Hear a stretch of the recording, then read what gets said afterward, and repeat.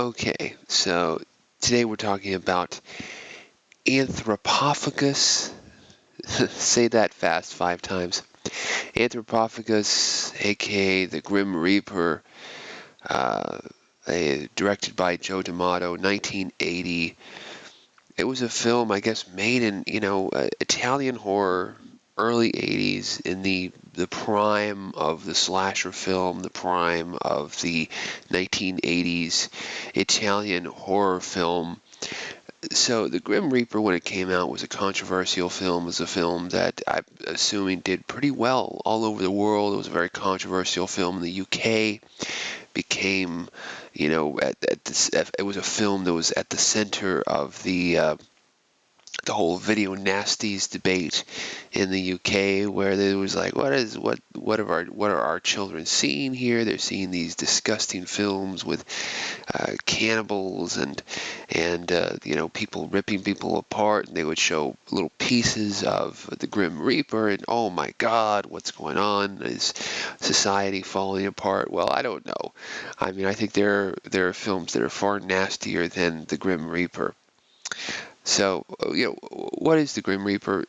A pretty, a pretty simple, relatively kind of bad-looking film. Because the film was apparently, as far as I know, shot very low budget, shot on 16 millimeter, then blown up. So whether you see it on VHS or DVD or the new Blu-ray, the recent Blu-ray from 88 Films, it pretty much all looks the same, and all pretty much looks kind of like muddy and so forth.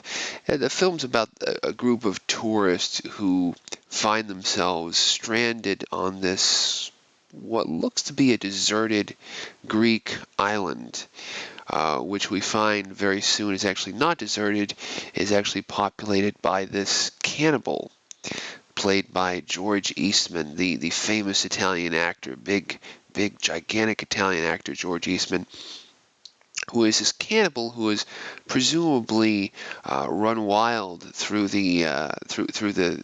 We don't really never really explain what the hell goes on, but he's apparently run wild through this Greek isle and has murdered anyone who has dared to stay.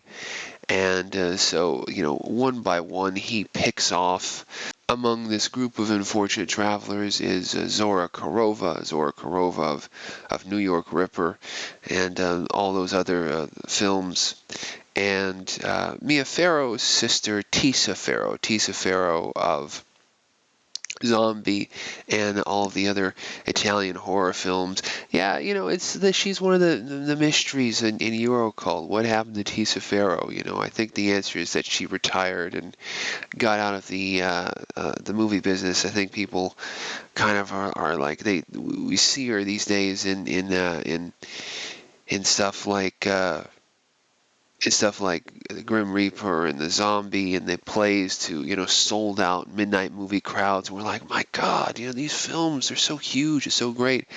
But I'm not sure if a career could really be made off of low budget early 80s Italian horror films. It was kind of like, Get Out, Danger, Will Robinson. It was kind of like.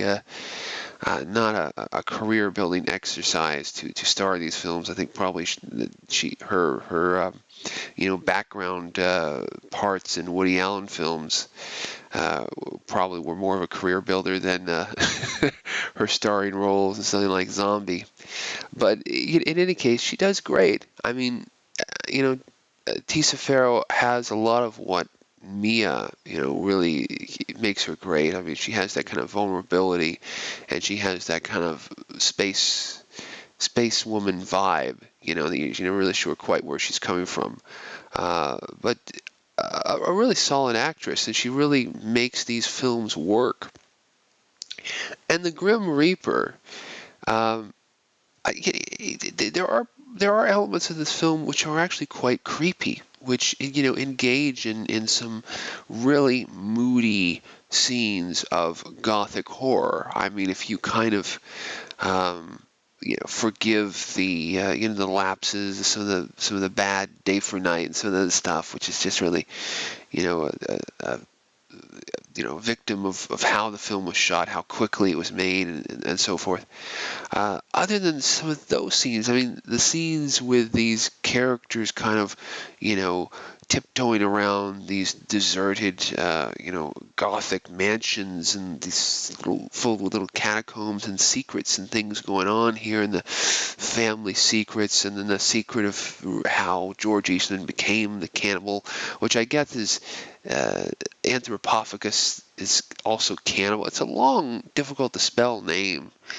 You know, it's not the greatest title. The Grim Reaper is maybe even a better title. What can I say about the score? Is rather jaunty. It has this rather jaunty, annoying score at times. At other times, it's actually quite effective. So that's I mean I think that's the dirty secret of the Grim Reaper, is that at times the film is damn effective.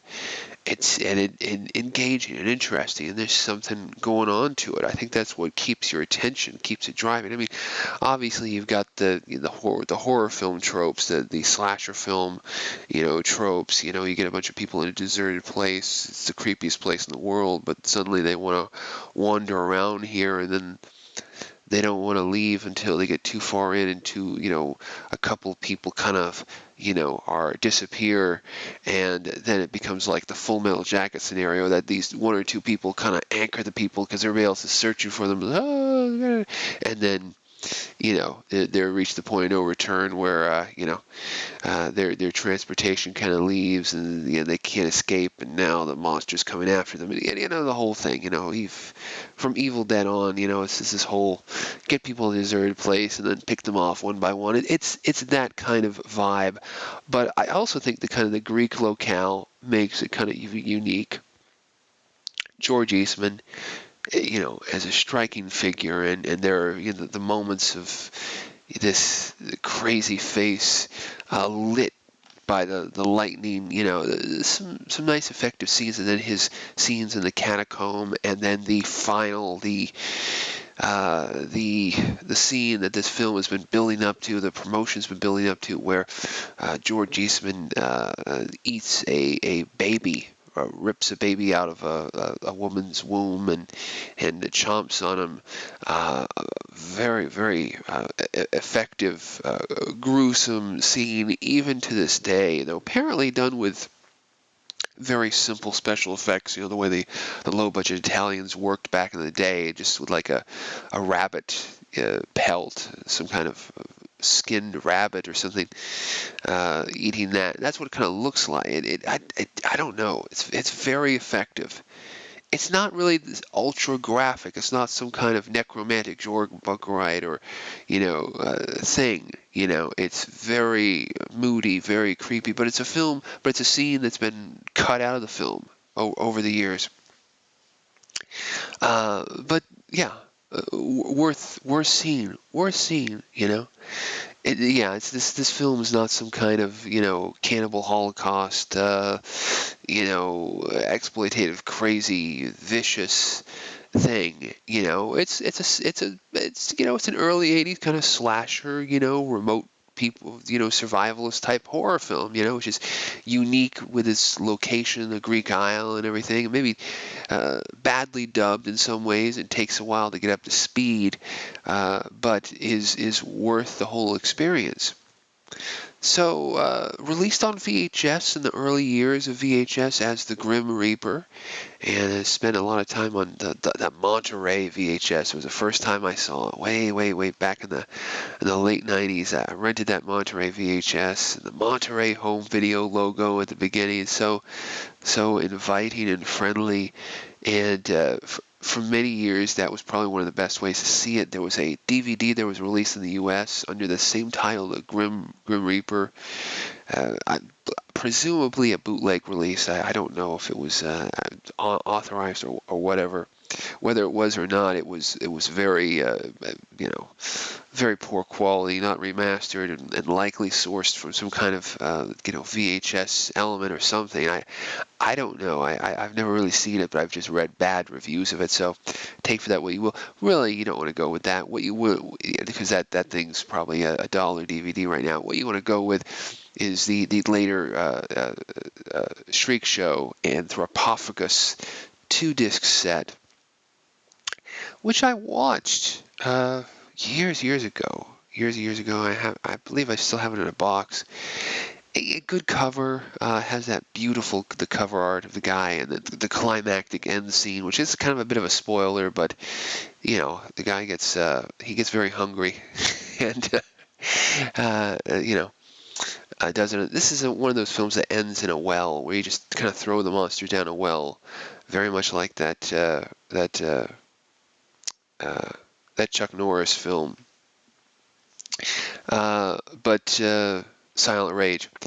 But George Eastman is very silent rageous in this film. But anyway, uh, so and that was a 2-disc set. I think the second disc had lots of interviews with Zora Korova and Eastman and people but I watched the interviews. It never really struck me as very illuminating. Some of these, I mean, I've never really seen a good breakdown of how this film was shot, or a kind of a critical analysis of this. I mean, of course, the film was directed by George D'Amato, the veteran Italian exploitation filmmaker and cinematographer come director. And he was pulling out a lot of kind of controversial films in the era, like Beyond the Darkness, and this one, and then later on the kind of pseudo sequel to this film, Absurd, aka The Monster Hunter, which is basically kind of a Halloween ripoff. It was a Halloween clone, but basically substituting the Grim Reaper for Michael Myers. It has no continuity to this film, doesn't really make any sense in opposed to this film. In some ways, some people might see that film as a superior film, as the better film of the two. And then there was a film, Anthropophagus 2000, which was... Didn't Andreas Schnauz direct that? Or I don't even think that has anything to do with anything. I've never seen that. I don't know if it's any good. I don't know. It's a whatever mid-90s, late 90s shot on video film. I don't. Yeah, I can't really offer any kind of commentary on that. I might want to pick that up and just watch it later on, just for the fun, just to give my thoughts on it. But anyway, and the 2-disc set Shriek Show Anthropophagus is good. And then, just within the past couple of years or so, 88 Films, the UK DVD Blu-ray distributor, has released a remastered special edition with on Blu-ray and DVD. It doesn't really have any extras directly related. The main extra on the Blu-ray and the DVD is 42nd Street Memories, which is an incredible documentary, which is on the US Pieces DVD. A documentary about the Deuce, about 42nd Street. It's feature length. It is epic. It is great. So that is worth picking up.